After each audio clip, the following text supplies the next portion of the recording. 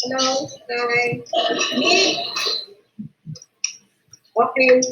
So, bakit meron siya dito?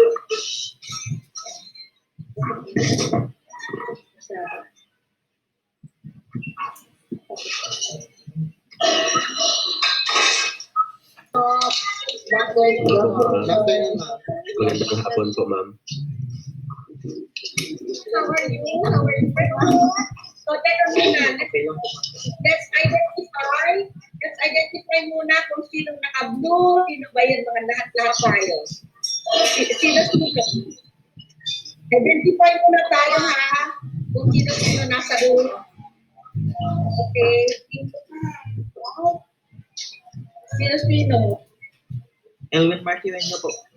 Please state your name. Please state your name. Olivia Payo. Vicky Moses po. Corazon Gonzales po. I'm Ferdinand Cabanya from Kapang City. Okay. Olivia Okay. Payo. Anyway, pinatawag ko. Okay. So, we are here together. Sayang, hindi tayo naka-face-to-face. Virtual na lang, ano? So, okay. We are here to try to get ang ating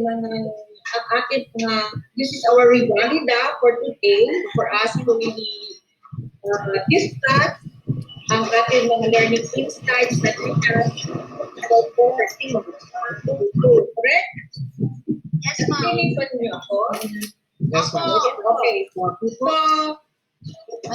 So, what are your learning insights? Ano ba yung pinaka-significant na contribution na nakuha ng module ito para sa inyo?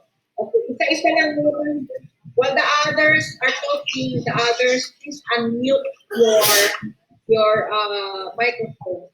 Okay? Tingnan natin. Okay, let's start. Ikaw na lang siguro mag-sabi kung sino mag-start. Ano talaga yung significant talaga na significant learning na talagang you found it everyone. Okay, just take your name.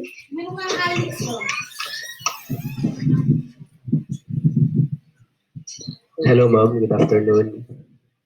I am Mark Garcia po from South Cotabato po. So, the most significant learning insights I gained from the course po is I learned that as a teacher, I should be a lifelong learner and should create lifelong learning plans in order to transfer the learning to our learners, enhance their skill, and to transform them to be a productive and competent individual. But first, I should be equipped with the knowledge, skills, and attitude and values which is crucial in today's education. Especially po, now that there's a pandemic, kailangan po namin maging connected or relevant sa lahat po ng issues na nagdala po sa lipunan. Yun po, ma'am. Yeah. Did you notice that some of us answered our question, pero hindi na consider ng pandemic in your action plans, di ba? In your action plan, it is very important that you consider the pandemic because your time there, your timeline, carries also your time schedule. So kaya nga, kailangan relevant din yan sa condition kung saan kayo. Okay? So, any other? Okay. I think, would you like to add some more? Vicky po, ma'am. Gusto mo pa mag-add, Mark? Hindi, si Mark muna. Mark, gusto mo, meron ka pang i-add? Wala na Pang po, ma'am. gustong i-add? Ah, Okay, next, Becky. please, sino nga yun siya? Vicky po. Becky? Okay. Complete family name lang ka? Vicky Losis po. Okay. To this course po, the significant of this, I was able to learn how to become a 21st century teacher in time of COVID-19 po.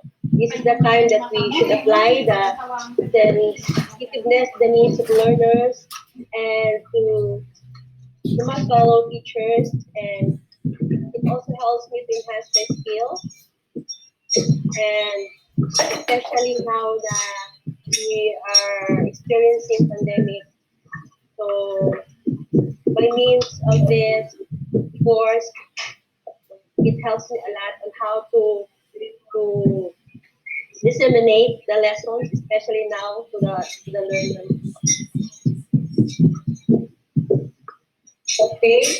So how do you think you were able to apply the 21st century literacy in terms of your experience during our course? You know, we talk about the 21st century literacy. How do you think it helped you also? How did it help you? It helps me, especially now that we are doing online reports, online classes, on online. We are using technologies to disseminate reports, disseminate information through a 21st century skills. We can disseminate information to others, especially to the learners. Okay. So that's good. Okay. Anybody else who would like to add? You can identify.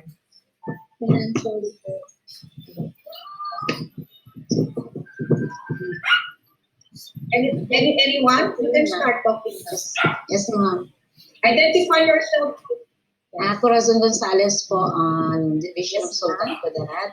So, good afternoon, ma'am. So, the learning insights I've gained from this course is that it helps me a lot in realizing my dreams of becoming a 21st century teachers. And I realized that it is not only that we have only to gain for ourselves, but we'll always think of what we can contribute and what we can do to the pupils. First and foremost, the insights that I have gained, because I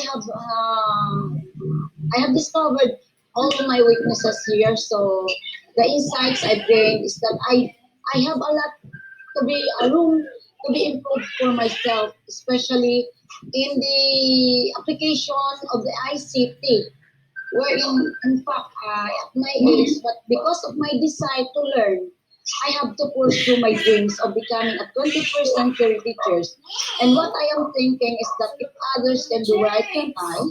And because I believe that God give wisdom to those who also believe and trust in Him. That whatever obstacle, even this COVID, even this pandemic, will not hinder the success of this being 21st century learners.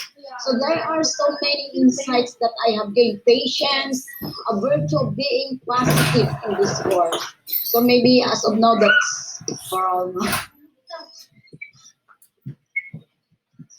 So, bakit? Ilan bang citizenship mo? Dual citizenship ka na ba?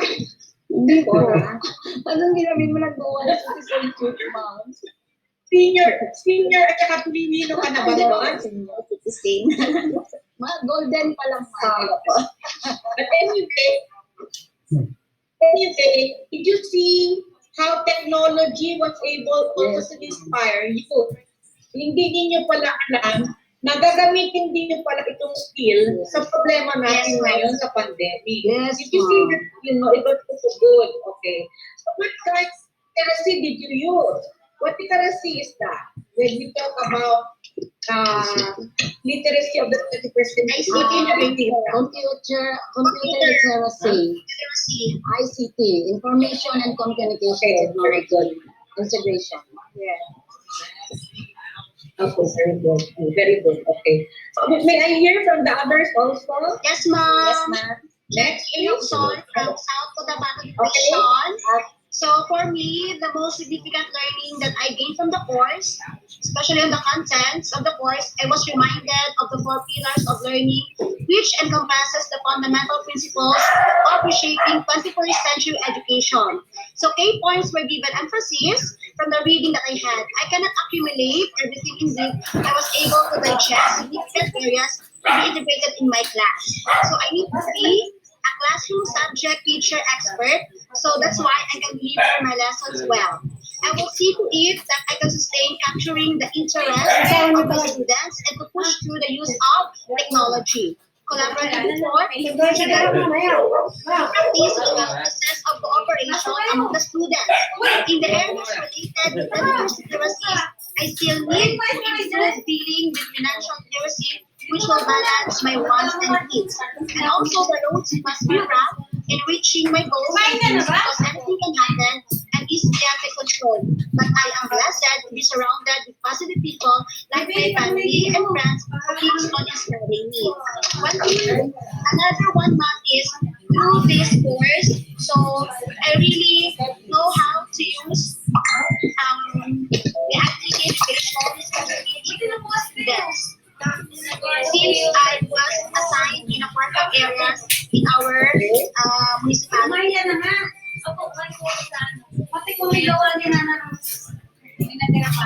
Okay? It seems that you already told me your end of course reflection. No? Lahat yung parang ano. Anyways, from what we gathered, no, we found this course very relevant because you're able now to share your new concepts or all the learning experiences with others. That's very good. Before we give some other comments, we can also hear from others. So thank you very much. Any other? Next.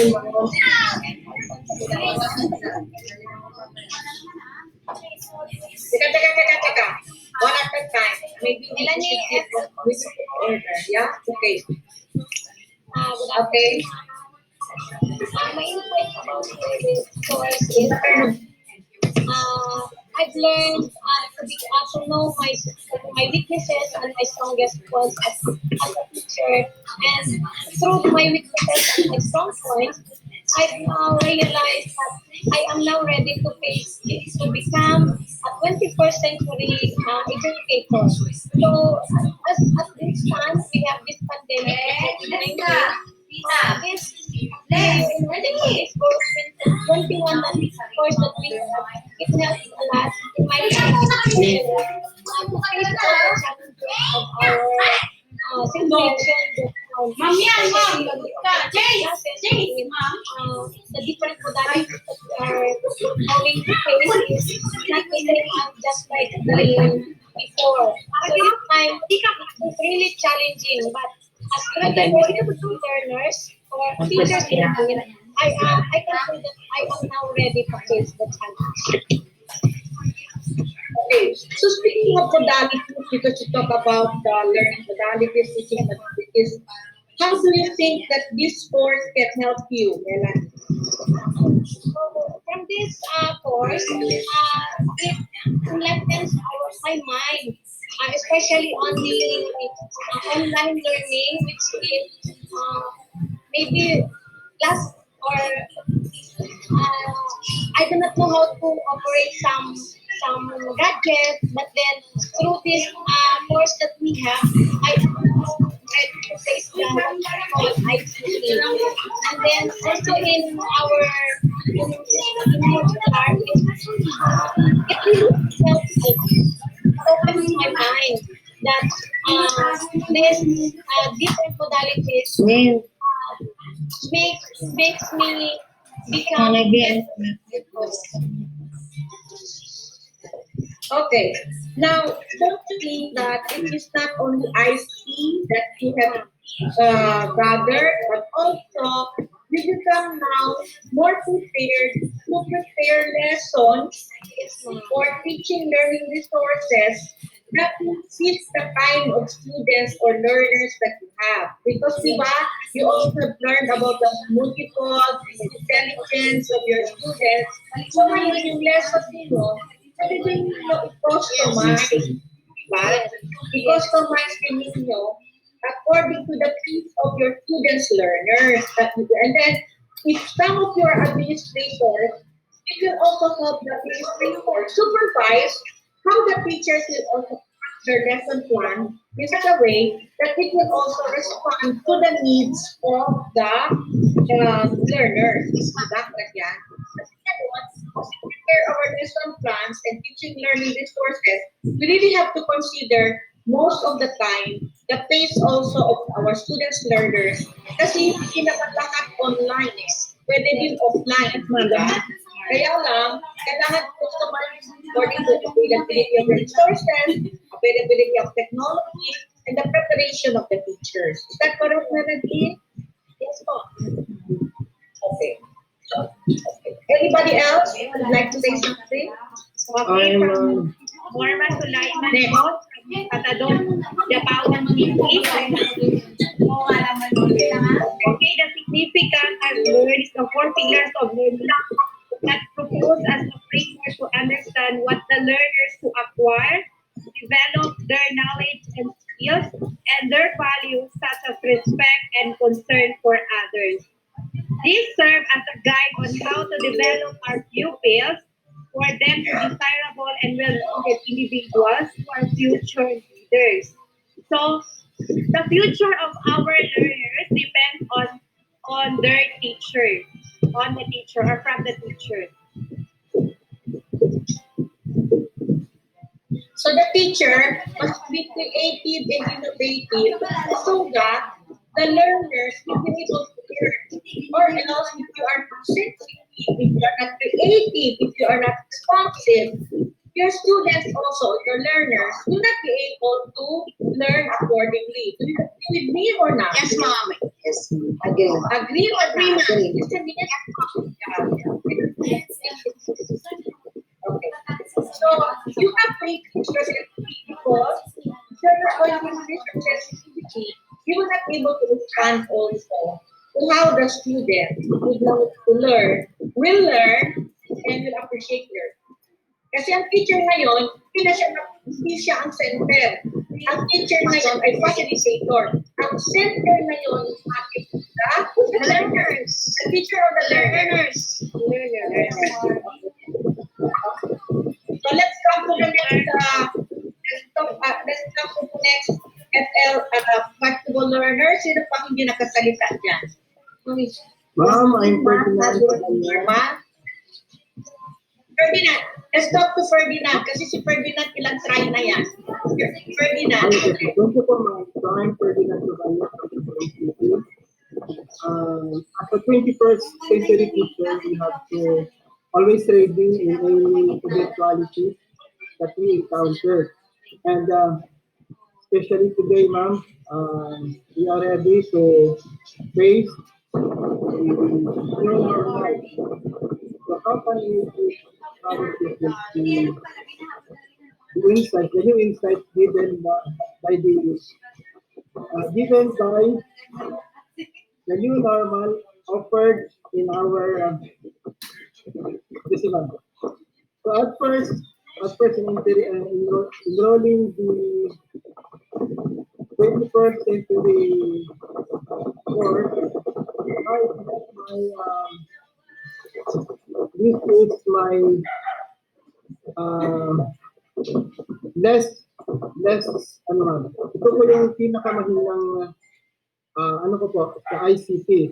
So when I enrolled na nagiging malakas na po yung aking gut na harapin yung challenge ng bagong offer ng mga technologies po. Yun na po. Okay, I think you're talking also of the benefits of technology, correct? Okay. Yes, So let's thank you very much. Who else? Let's not contribute. Yes, ma'am. Good afternoon, ma'am. I am Farid M. Gafal. Sino pa? Okay. Continue. For me, ma'am, my insight in this course is that this course emphasizes that we should erase the traditional teaching wherein the teacher is the soul or the fountain of the knowledge. So in this course, it emphasizes that we should use different methods that would na pwede natin ma-trigger yung mga bata na mag-participate talaga sa mga discussions kasi sila yung gumagawa, hindi lang yung teacher lang. So, ito yung course na yun ay makakatulong para mag-boost yung confidence ng students na sila mismo yung magsasalita, hindi lang yung teacher. Okay. Now, how do you find this experience to be? Is this experience new, or is this experience? How do you find this experience? Bago ba ito for you? Bago ba yan? For me, ma'am, it is a good refreshment kasi most of the topics, for example, is yung 4 pillars of education. Actually, napag-aralan naman din. Pero parang dito, nare-refresh kagaya ng artificial intelligence. So, nare-refresh yung kagaya namin na pagbuhan sa pagtuturo. Nare-refresh po. Okay. Good to hear. Pero now that you are aware of this, you think your teaching learning preparations better ngayon kaysa sa dati? Kasi na-aware ka? Or mas better. Definitely mas better. okay, next please. Okay. Next please. Ma'am, Okay. I'm Tina Basaylay from Jetson Division. Ma'am, my insight about this is that the 21st century, the learning are very timely and relevant, especially now that we are in our new normal. I have realized I need to be more skilled, especially in terms of using ICT, because ICT is very important nowadays, and we are not limited only on how to use the technology. We must be able to communicate through the use of new technology. Okay. So, the way my father, no, talking already to 4 of you, in-emphasize niyo on the use of technology because you believe that this is the world now of using technology completely because of the pandemic. We cannot be face to face, but we have to be virtually connected in a contactless society. Diba? So, talagang, I think the technology really comes much to you. Okay? Thank you very much for your input. Any other?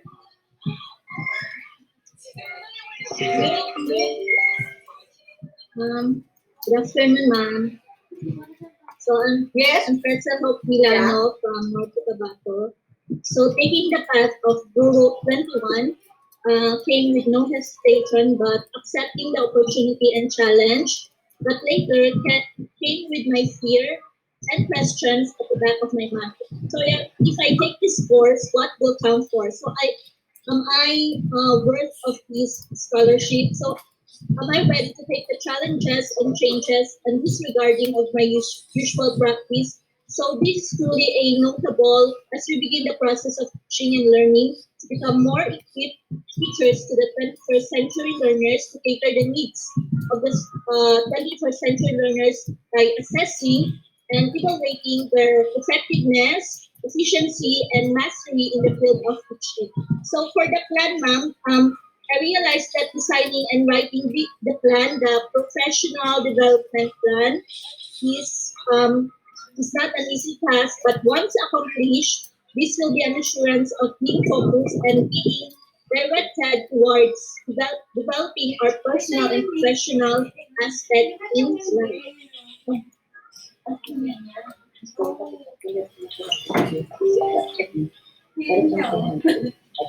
So meaning to say, what you're saying now is that you believe that you are now better prepared because you are now more engaged with the learners, and what is it that you again need?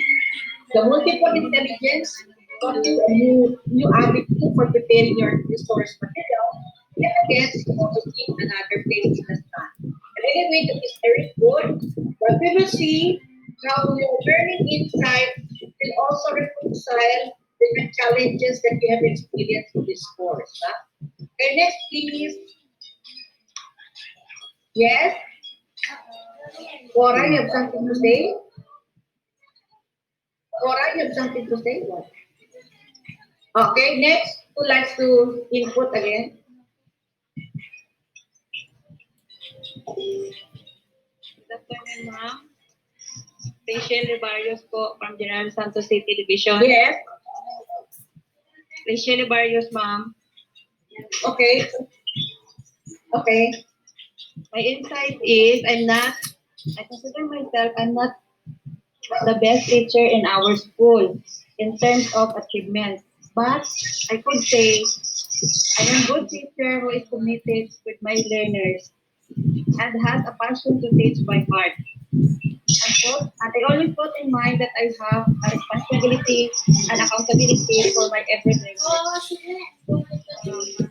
My weakness part is I consider it a ICT. I'm not good in ICT, but through the GURO21, I I challenged myself and I gained so much knowledge in using technologies to deal with the millennial learners and to produce a 21st century learners.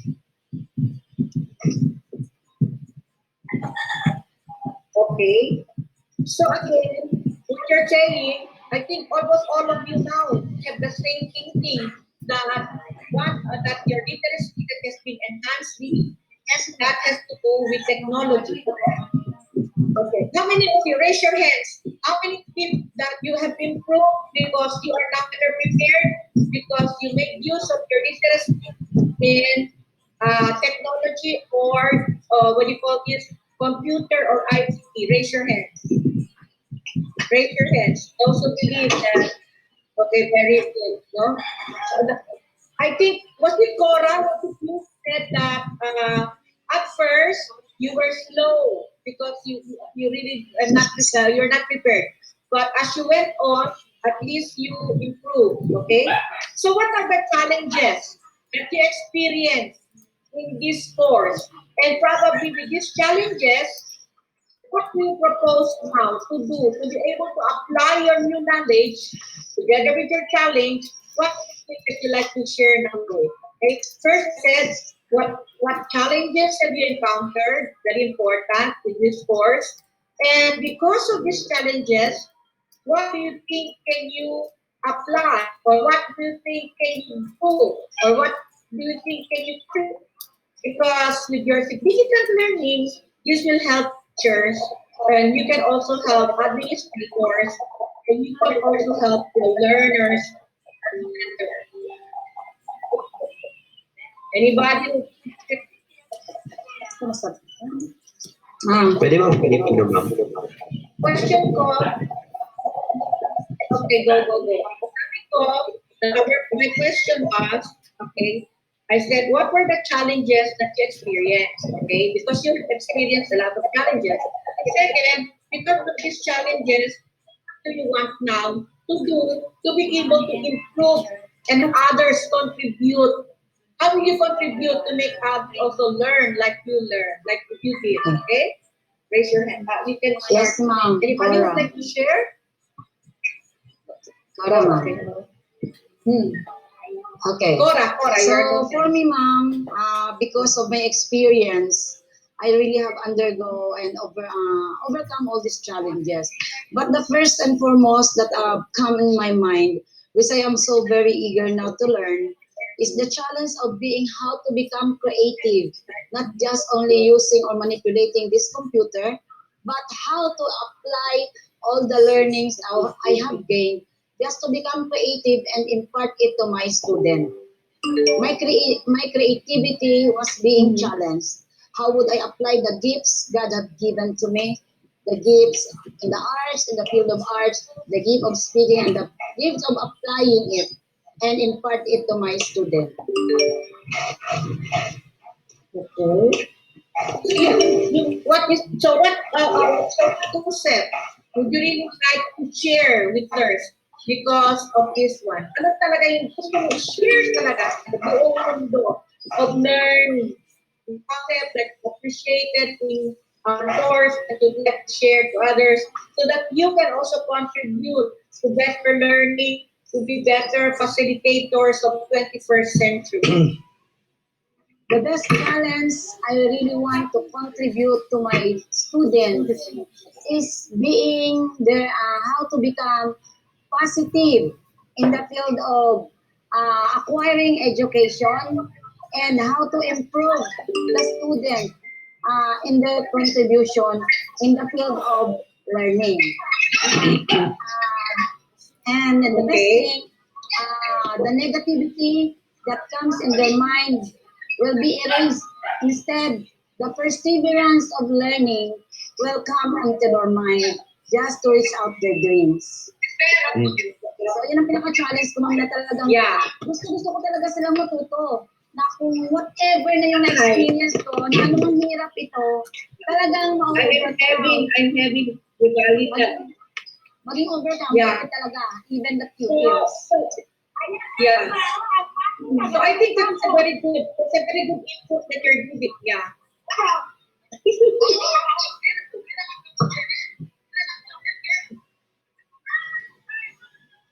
So okay, that's very good. And may I hear from the others? May I hear from the rest? Okay, Ma'am, anybody pwede po can speak mag-Filipino. now. Yes, ma'am, excuse me. Okay, yeah. Sige, go. Jocelyn Hadol po from Grand Santa City Division. I'm sorry po pero medyo kasi po yung signal dito sa akin. But still, I have to share my opinion po about your question, yung significant learning po po. Okay. My significant learning experience in participating in this course is yung great knowledge ko po in the use of modern technologies and approaches, especially in teaching the 21st century learners. Very significant po siya because especially this time of pandemic po, all reports are being made online, even yung mga enrollment procedures and even communicating the parents. Okay. You know, listening to all of you, it seems as if you are telling me the same things, no? Okay, what are the things that you're telling me? Okay. One is that you're telling me that technology is playing a very large part. Parang nawala yata ako. Okay. Okay. You're telling me that technology is very important in today's learning conditions and teaching conditions because we are in a very unusual situation. Second, you're telling me that the challenge now is making use of your literacy in ICT. Is that Yes, ma'am, correct? that's correct. Okay, and the third one is that you are now making your lesson plans or your teaching guides based on how the learners want to learn because you have to be very innovative because now most of the delivery has to do with online teaching. Yes. As you say. Yes, ma'am. Okay, so para bang nag-iba na ang ating mundo because of this online exchanges most of the time, we have to change the course, okay, of our planning. So, may I hear from the others? Ano talaga yung mga na-learning nyo, tapos na-recommend din ninyo that these concepts can also be used to be able to contribute to better teaching and learning now that we are in the pandemic. Sige daw, i-relate daw natin sa pandemic din para maganda ang ating conversation. Good afternoon, ma'am. Sige, anybody else? Right. Good afternoon, ma'am. Mark Garcia po. Pwede mo mag-Filipino, ma'am? Pwede mo mag-Filipino? Yes, Okay, sure, go. Ma'am, yung pinakamalaking habit ko talaga na i-encounter po ng bawat teacher ngayon, na-encounter din po namin ito while taking up the course, yung time management po at saka yung poor internet connection, yung pakikipag-communicate din po, yung communication din po. So, unahin ko po yung time management. So, sa panahon po kasi ngayon, especially now na malapit na po simula yung klase, yung time ng teacher mahahati especially ngayon na marami sa mga estudyante ang pumipili ng modular distance learning as learning modality or learning delivery, mahahatid po yung time ni teacher sa paghahatid ng module sa bawat bahay-bahay, especially yung mga nasa part ng school po, ma'am. Ihahatid po nila yung module sa bahay-bahay. Mahahatid po yung mga task nila. Liban po doon, may mga coding internships pa, may iba't ibang task pa po na binibigay ang kagawaran kahit pati po yung school. So, maghihirapan po yung teacher na mag-manage ng oras nila. Another, sa part naman po ng parent, may mga trabaho din po yung mga magulang. So, maliban sa trabaho, kailangan din nilang bigyan ng atensyon yung anak nila para magabayan sa pag-aaral. Ngayon po, ma'am,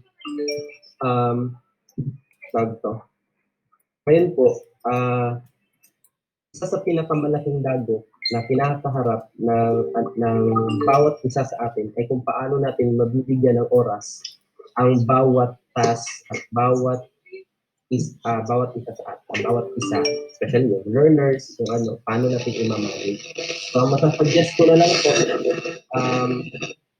kailangan po natin magamit in a smart way yung mga emerging teaching tools, technologies, and trends para at least ma-facilitate po natin ng maayos yung learning ng bawat bata. I like your input, Mark, because can you hear me? Yes po. Can you hear me? Yes po, ma'am. Okay. I like your input. I like your input because you were saying na the time management now is different because we are involving the parents also, di ba? Ini-involve natin yung mga parents, ini-involve natin mga significant others, and not only the teachers. Okay. So, because of that, marami din nagtatrabaho, naghahanap buhay, baka mahihirapan din mag-contribute naman para the learning of the learners, di ba? So, yes, ano ngayon ang gagawin ng teacher? Okay. Si teacher naman, hindi lang siya magplaplano, hindi lang siya magtuturo, pero mag-deliver pa din siya, di ba? Yes. So, deliver na mo. So you're seeing that the multiple roles that the teachers play today will also contribute naman to the may effect sa learning ng mga bata. And that is a challenge, di ba? That is a challenge. Okay, very good, Mark. Okay? Any other? Thank you lang po. Yes? No. Si ano na? Anthony. Anthony po. Anthony. Yes po. Anthony. Yes po. Sorry po, kaya pa poor signal. I'm just using a cell phone. In addition to sir, now we are now facing the new normal and we are just encountering what we call COVID. So maybe we considered as a teachers our safety since we are using modality of most probably we are using two kinds of modality, the distribution of the modular, and the other thing that the additional task for our teachers is the using of ICT. So in addition to that, since we're facing the new normal, na we cannot encounter the students the usual teaching that we have face-to-face setup. So we are now using the digital. So since we are facing the COVID today, so as teachers, we must have to consider our healthy since we cannot see the virus that we are encountered. And at the same time, so additional to sabi ni sir na with regards the internet connection, most probably yun ang siguro na mga most difficulties na mga encounter natin as a teacher. Now, most of our learners now are using internet. That's it po. Okay? So again, pinention ko na naman the use of technology, no? Okay? And siguro meron din na dito ng time management na mention kanina. Any other? Any other contribution? Okay, Wiki po. okay. Yung mga difficulties and challenges po, especially during the course po, same with the others po, same conflict schedules, during the chat session, yung poor internet connection, yung nasabi nila, efficient na. And then, one of those challenges in yung demo testing, yung pagbigay na ng requirements, yung demo teaching, kasi I'm doing the demo in the house without the presence of the learners because classes were suspended during that time. So during that time, as a teacher, we need to be resourceful kung ano yung magagawa natin to comply our requirements. And then at that time, then I had a hard time to time with the principal for the documentation because of the community quarantine po. So nahirapan po kung hanapin yung principal, nahirapan na pupuntahan siya kasi nga naka-quarantine yung community. Jace, di ka Those were the challenges na na-encounter po So what you're saying is that the pandemic practically shut down the activities that we practically also disturb the teacher from teaching, the learner from learning.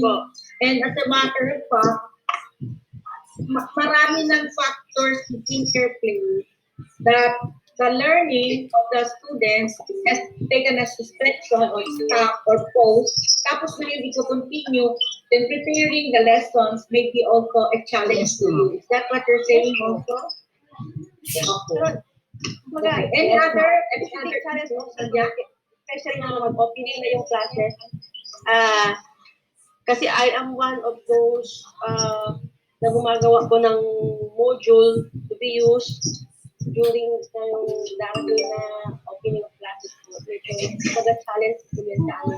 We're doing yung video lessons and then yung radio-based lessons po.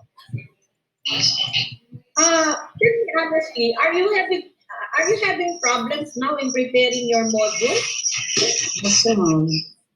Yes po. Yes po, ma'am. Is this a challenge? Yes Yes, po. Yung module, Yes po. nahihirapan kayo? Yes po. You raise your hand. Yes po, ma'am. Nahihirapan kayo? Yes po. Yes ma'am. Yes, ma'am. So, paano kaya Yes, ito ma'am. na Sa amin, ma'am. Okay. Hindi naman yung Kasi po sa amin, ma'am, sa amin po, ma'am, translate po namin, ma'am, 100%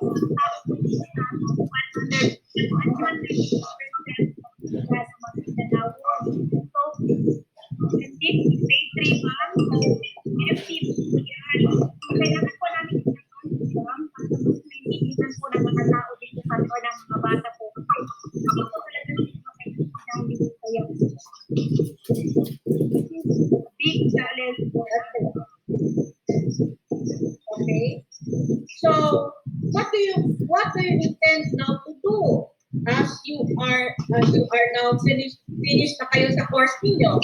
Anong plano ninyo ngayon? What do you think can you do now after taking this course and taking time to submit all of the requirements? What do you think can you do now to be able to contribute to their learning and teaching?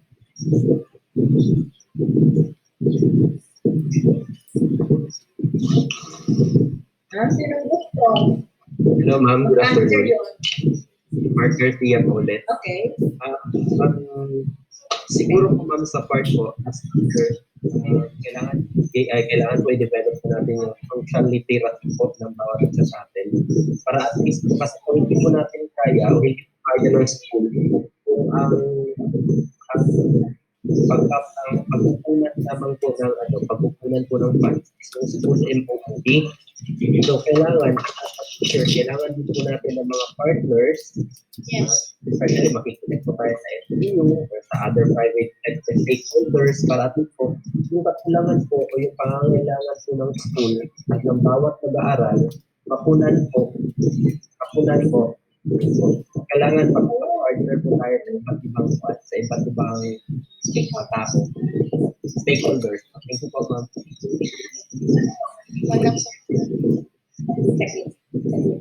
Okay, so anybody else we can just continue.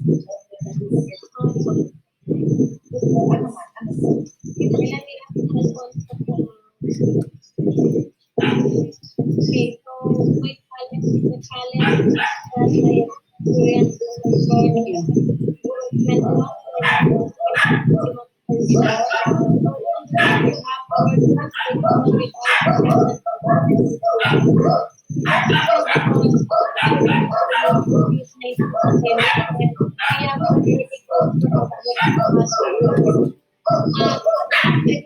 work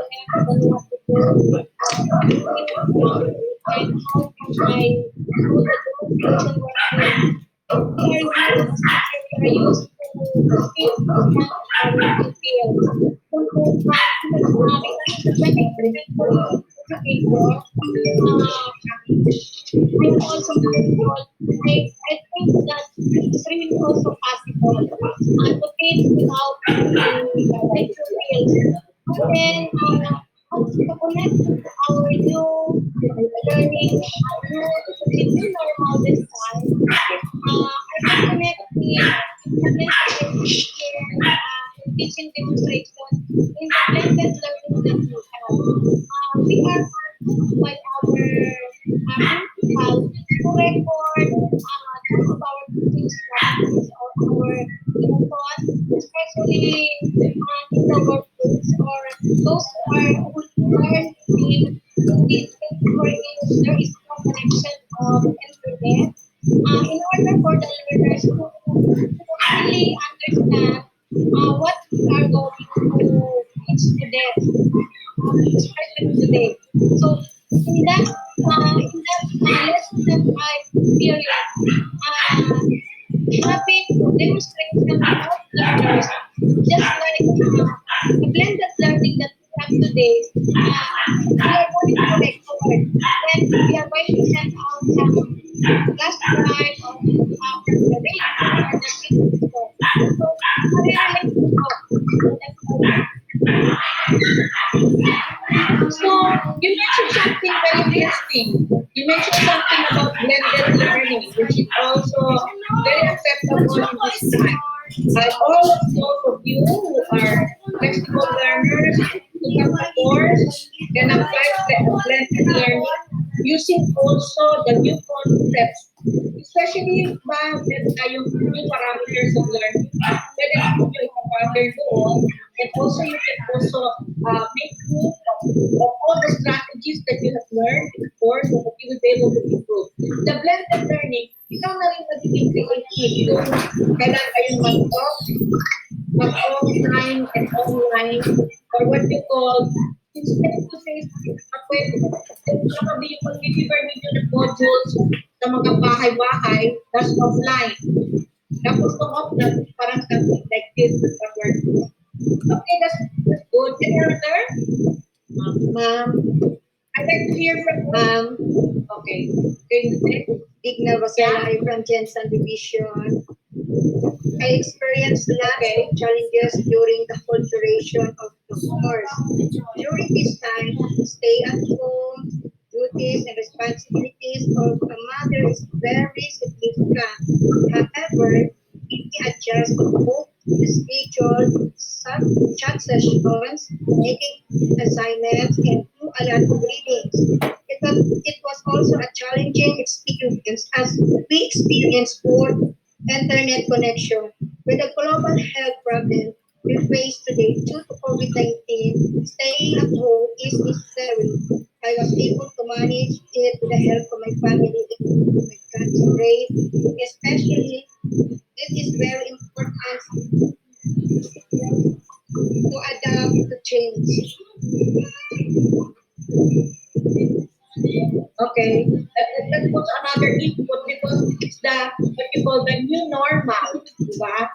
So much as we would like to be exactly the interacting science, pero ngayon, even your family, even even if you're with your academic family, hindi din tayo basta-basta pwede lang gawin kung ano yung natin gawin. Because there are also restrictions. Limited ang active movement depending on the number of cases of COVID. Diba? Okay. Teacher, you have to be considerate. Kaya ang sabi ko sa inyo, na ninyo, hindi na kayo basta-basta paglagay ng date. Hindi ninyo na consider na kailangan talaga alamin mo ang date na pwede din kayo maggawa ng strategy.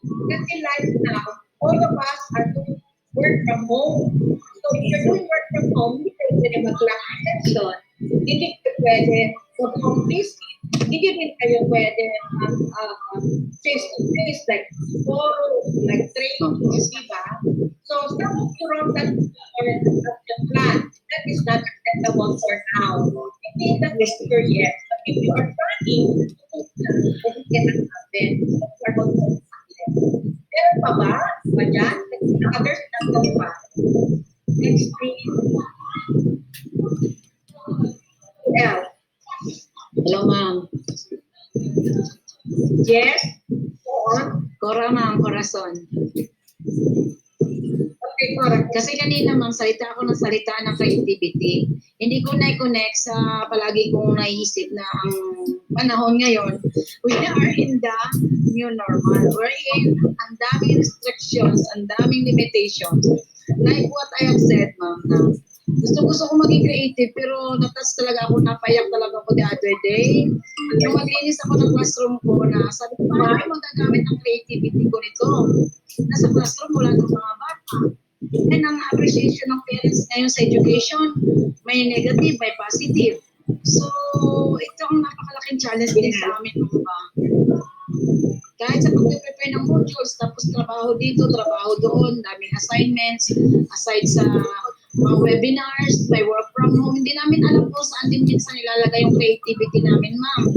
Especially in our school na medyo malayo-layo din sa Lutayan, na mamaya, ipa-report ka, may webinar daw. Then pagdating naman sa wala nang signal. Paano namin may connect yung creativity namin doon na gustuhin man namin na marami kami matutunan sa mga webinars na we are in talaga na must na mag-attend ng webinars.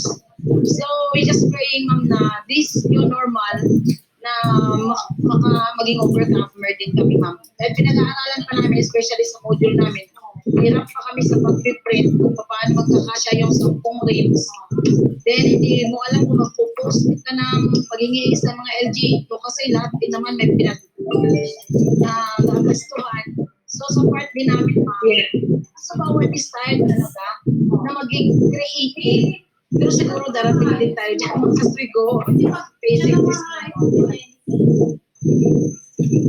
Okay, do not worry because everybody is in the same boat. What I'm saying is, you're not alone.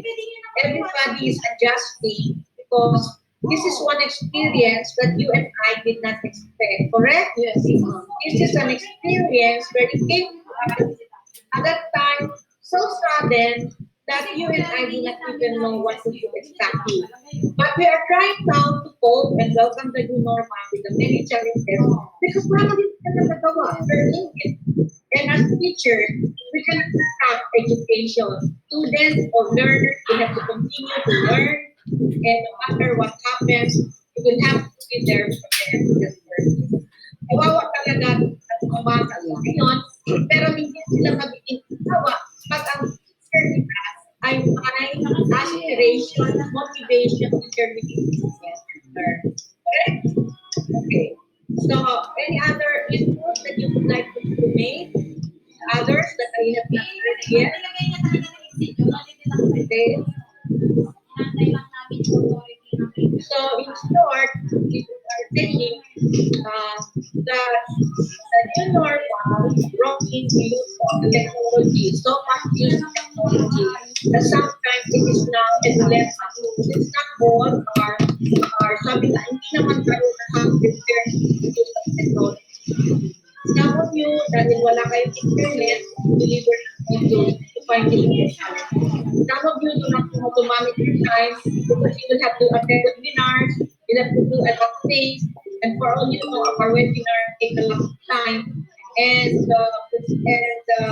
other activities are also offered when there. Then you also believe that your security, especially your health, is also endangered because the pandemic has not decreased an enemy. So, kumbaga, there are some challenges, but if you want to facilitate of 20% is contributor, there is one thing that you should do, adapt to change. Okay? You have to adapt to change because that is one essential challenge in any teaching and learning environment. Change happens. And for this time, change happens at the unexpected time. Okay? So I want to congratulate you for having all this surpass past the test of time. That even if you were able to get to the last point of your valida, and I'm happy to all. And I hear from each one of you exactly why statement before the end of the valida.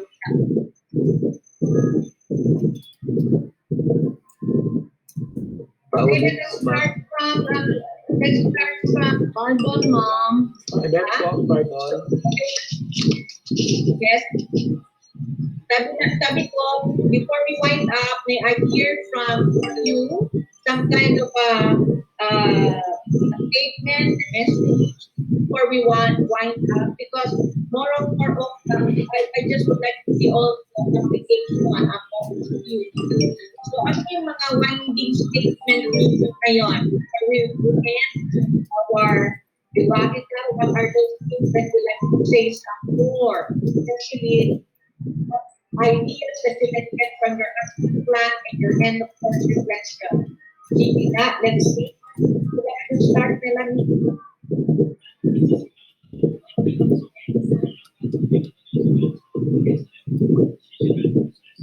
Sige, ako na lang mauna, ma'am. Kasi wala pa man mag-open. Ako na lang mauna.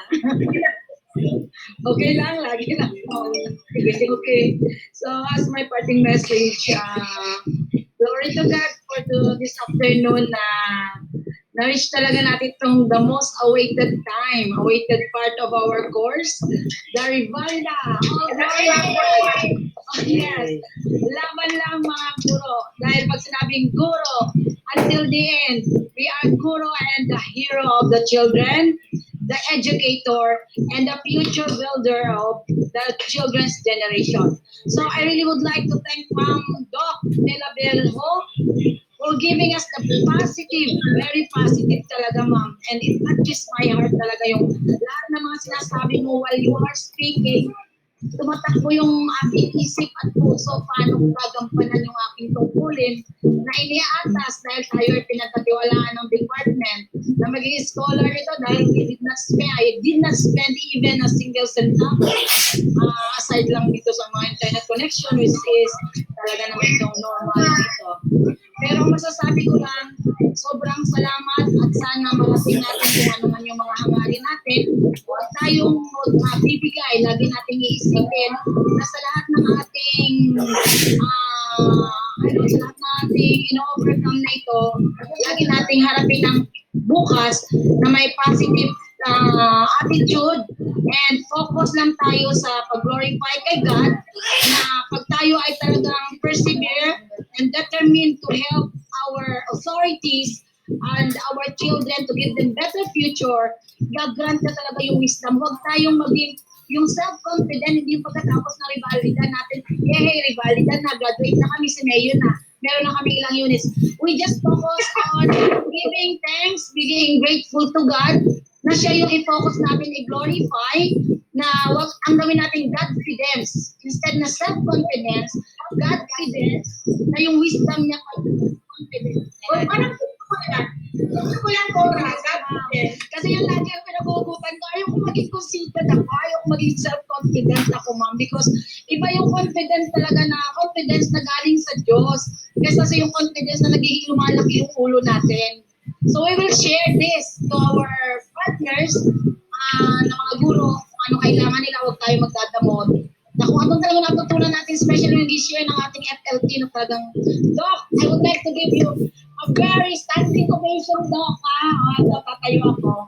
And to Sir Jeff for updating us. Thank you po, and God bless everyone, classmates. Okay lang. Okay lang ba kayo sa training na bigay ko sa inyo? Yes, ma'am. Ma'am. Thank you po. I'm telling you, your success is not measured by your grade. Your success is measured by how you can live as an example, as a leader of the 21st century. So, yung na-measure ninyo ngayon, you can improve later in many times in the future. It's not the number. It's your ability to live life the best you can. Okay? Any other?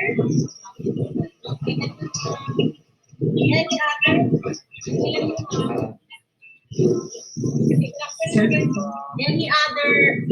Hello, ma'am. Hello, ma'am. Good afternoon po. Sige. Hello, ma'am. Ito na message po. O sige lang, ma'am. Hintay ka lang kita. Should we continue?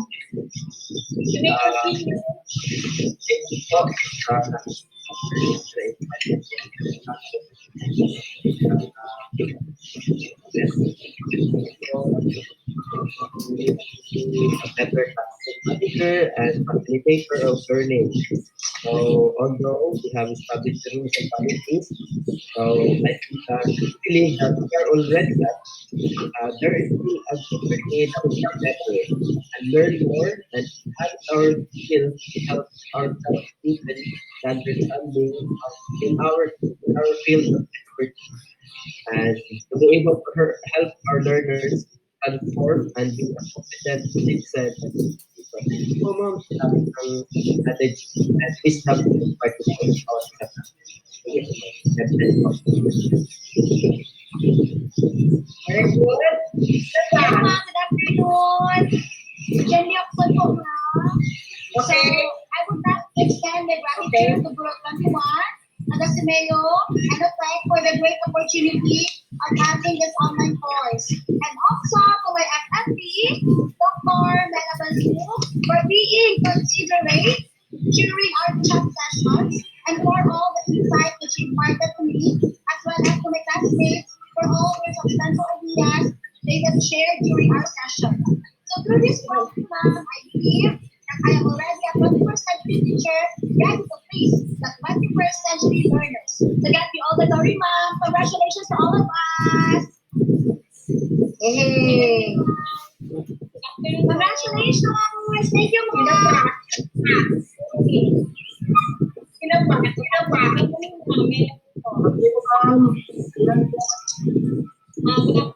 Oh, Ferdinand, sige. Melanie. Current sa gumamit dati, workshop, alam na yung ko po, nagkakita po ako na bumali sa mga makababang pagamitan para makabot sa mga kabataan dapat natin ito. So, sa iyo, classmate, maraming salamat na nagkita sa tuto. IC. Maraming. Okay, very good. Next, please.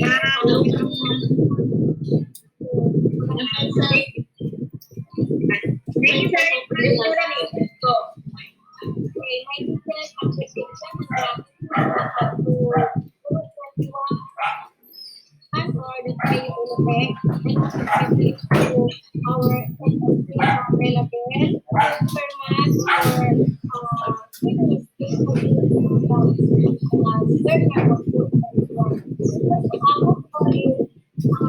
thank the Lord for we reach this Palisa. So, all glory to God. And then to my classmates, Amen. hindi talaga tayo makikita yung personal. But then, I want to see nakita ko na kayo and then si ma person. Thank you very much and God bless everyone. Bless, bless. God bless it.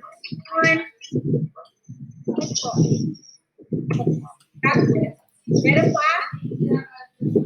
Yes, ma'am.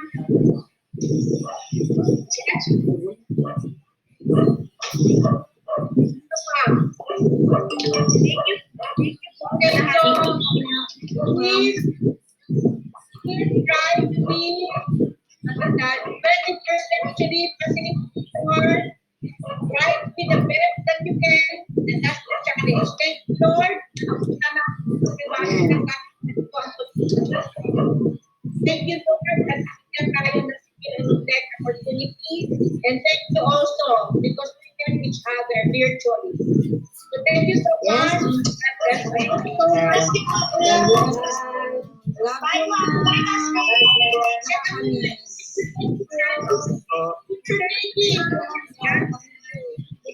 Nice meeting you. Bye, ma'am. For this opportunity.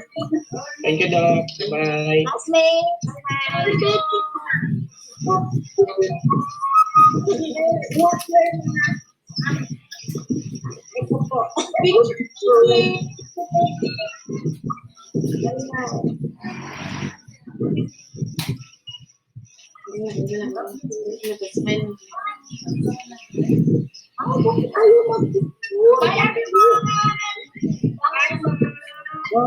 Congratulations to all of us. Bye, ma'am. Thank you so much. Yes, ma'am. God bless. Stay safe. We love you, ma'am. God bless everyone.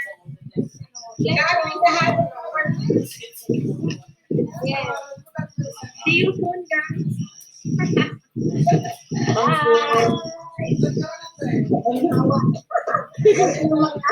Bye, everyone. Walang maalis. Celebration. Celebration.